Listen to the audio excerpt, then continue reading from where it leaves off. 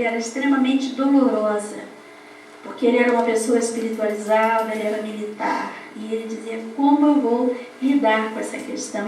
E todo esse escondido, anos de vida, principalmente por causa do preconceito social, não é? Porque quando nós temos um machucado aqui no braço, que as pessoas veem, queimou o braço, as pessoas dizem assim, poxa, deve estar doendo muito. Mas quem vê as dores da alma? Assim, as dores da alma estão escondidas, então dificilmente as pessoas de lá de fora vão ter a noção do quanto aquilo pode ser difícil de lidar no dia a dia, principalmente pelo medo da rejeição. Pois é, Sueli.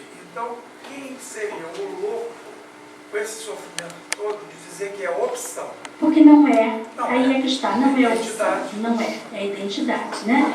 E essa identidade, que não é opção, que está ali sublinhado, ela pode se expressar como heterossexual, como homossexual, como bissexual, como travesti, como assexual. Olha que interessante, esse caso clínico eu não tenho assim, aí tão definido. Mas às vezes a pessoa diz assim, olha, mas eu não tenho a atração, não é uma questão ligada à sexualidade, é ligada ao afeto.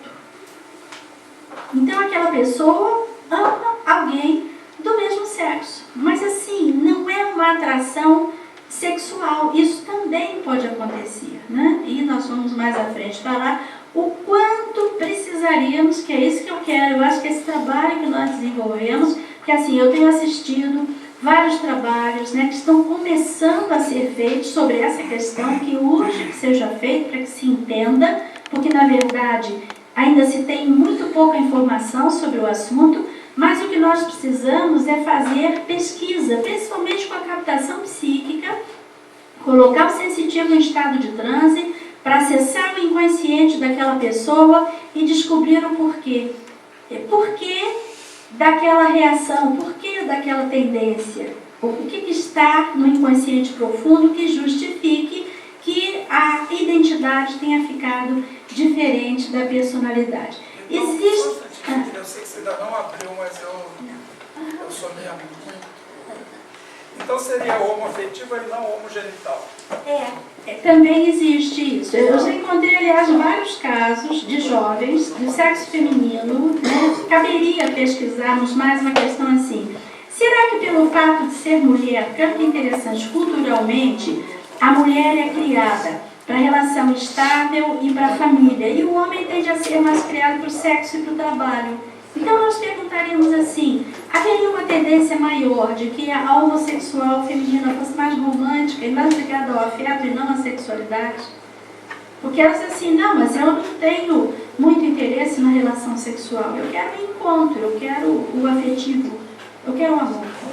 Né? Então não está tão arraigado ao segundo chakra. Pois é, e aí tem a história dos conventos, a história dos maridos que iam para as guerras. Tá, mas aí é situacional, né? Olha, a gente vai complicar, porque tem essa questão. Então, olha aqui, tem até as confusões. Eu acho que eu cheguei a me referir aqui brevemente, ou no programa, ao caso de um menino de 12 anos. Não, deixa eu contar esse caso para tentar ver.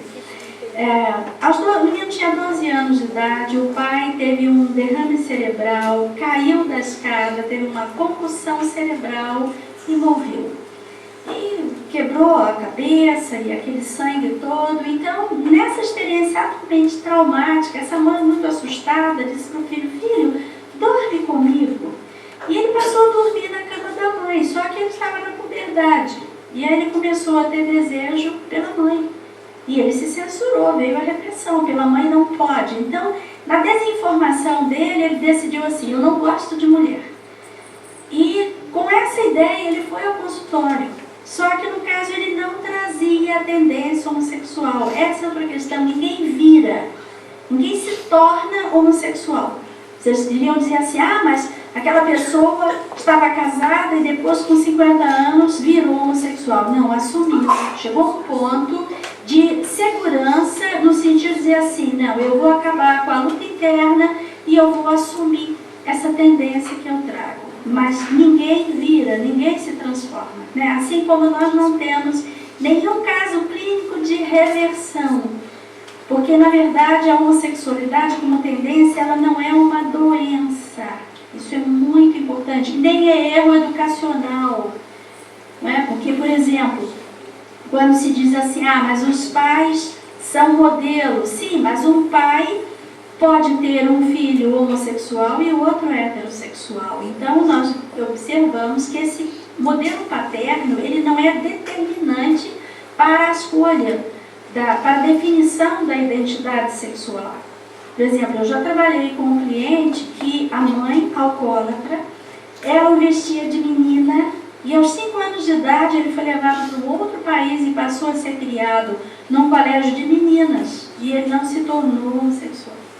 Esses casos servem inclusive para se desculpabilizar os pais, porque no meio da desinformação toda, aliás, quando alguém me liga, normalmente a família é muito assustada, doutora Sueli, meu filho, minha filha está com tendência homossexual, o que você sabe sobre sexualidade, sobre homossexualidade? Esse é o primeiro passo, porque o preconceito social é tão grande que a primeira reação dos pais, depois da negação, é a culpa. Onde foi que eu errei? Não tem erro, tem erro. Né? São questões que nós trazemos para a vida, tudo isso tem um sentido evolutivo. Então aqui, nós vamos ter ali mais questões, quer dizer, voltando primeiro ao que o Gilson colocou. Nós vamos encontrar também as situações em que uma pulsão sexual não atendida, como é o caso de navios, mosteiros, conventos, presídios, existem práticas, até colégios internos, né? Se não houver uma monitoria adequada, isso pode acontecer, até porque, por exemplo, brincadeiras sexuais entre crianças, entre meninos e meninas, meninas com meninas e meninos com meninos, é bastante frequente pela curiosidade, mas esse episódio de infância não vai ser determinante de uma tendência homossexual. Então vocês observam que quanto mais a gente vai aprofundando, mais a gente vai descobrindo nuances, né? Eu quero só passar o slide para a gente depois poder abordar, porque eu sei que vocês vão perguntar, mas se for o caso a gente faz depois uma continuidade. Aqui eu não coloquei todos os casos, né? Mas os mais comuns, né? Nós temos assim mais comuns. E aqui nós temos um gráfico interessante, porque nós vamos observar uma gradação do masculino e do feminino em cada um de nós, que pode incluir a sexualidade ou não. No programa Filhos, eu me referia sobre isso. Quantas mulheres gostam de consertar chuveiro, de liderar, dirigir carro e fazer objetos de madeira? E quantos homens gostam de cozinhar, pegar o bebê no colo, dar mamadeira, trocar fralda? Então nós temos, essa é uma das perguntas que nós colocamos, na medida em que nós vamos ter existências masculinas e femininas, o perfil vai se aproximando. Nós observamos que hoje a diferença entre homens e mulheres em termos de comportamento já não é tão grande. Nós já temos uma aproximação. É muito comum a gente ver os pais andando com o filhinho no colo, carregando a bolsa cor-de-rosa. Não podia. Né? Lá no início do século, o pai era o provedor, né? E a mulher era a cuidadora. Então havia coisas que o pai não podia fazer, ou havia coisas que a mãe não podia fazer. Então nós observamos que está havendo uma aproximação desses padrões. E essa escala nos mostra aqui que nós vamos ter uma gradação. Né? Quem quiser se aprofundar sobre o assunto, esse livro, O Fim da Guerra dos Sexos, do Pierre Weil, que foi o primeiro reitor da Unipaz, é um livro bastante interessante, em que ele aborda até essa questão do masculino e o feminino dentro das relações de casais heterossexuais também. Né? Então temos aqui essa informação, né? E esse outro livro também, Gestão para o Século XXI, que mostra isso na empresa. Porque como nós precisamos, o que é o feminino na empresa?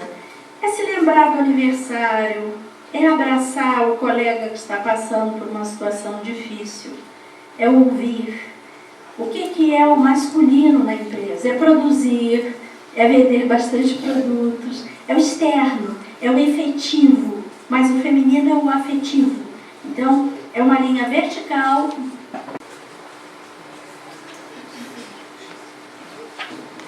Um outro conceito que o Pierre nos traz, que é uma pergunta também que nós fazemos.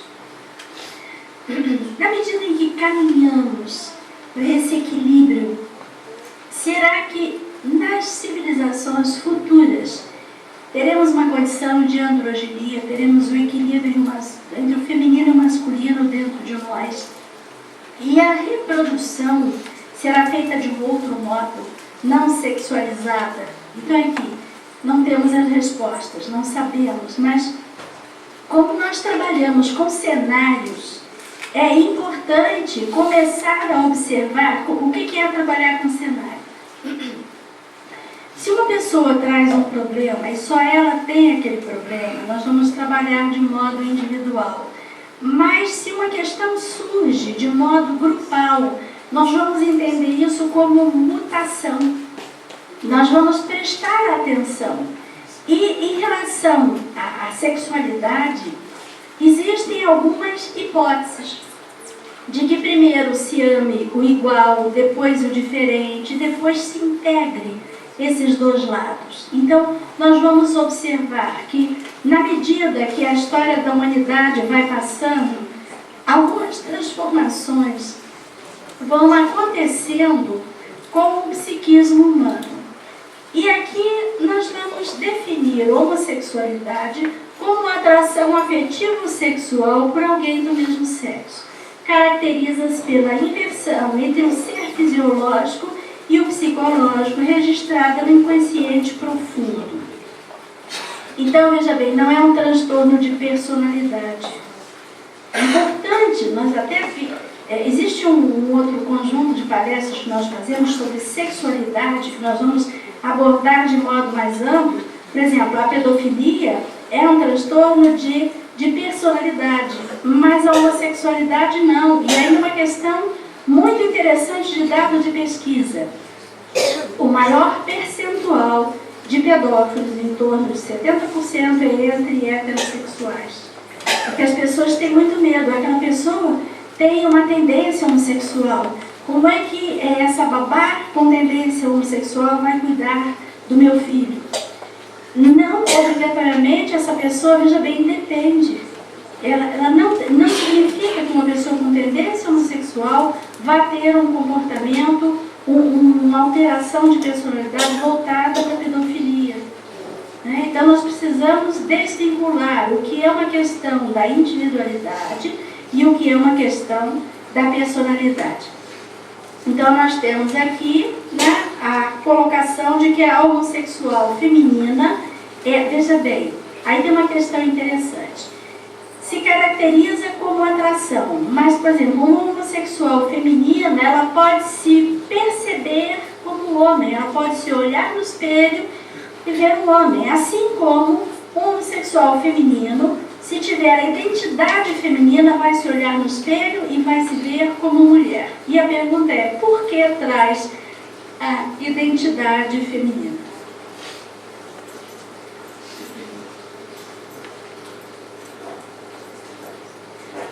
Aqui nós temos uma tese estritamente científica, não é? Que se baseia só na questão da fisiologia e que considera a formação da homossexualidade no feto como irreversível.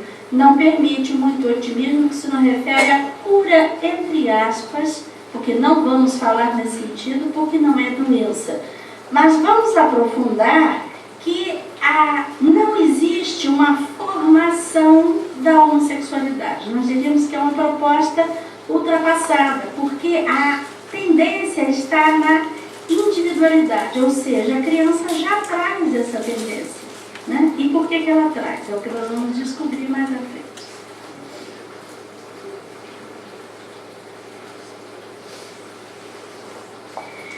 Nós temos aqui na pergunta 171 do Livro dos Espíritos: a doutrina da reencarnação, que consiste em admitir para o homem diversas existências sucessivas, é a única que responde à ideia que fazemos da justiça de Deus em relação aos homens que se acham numa condição moral inferior.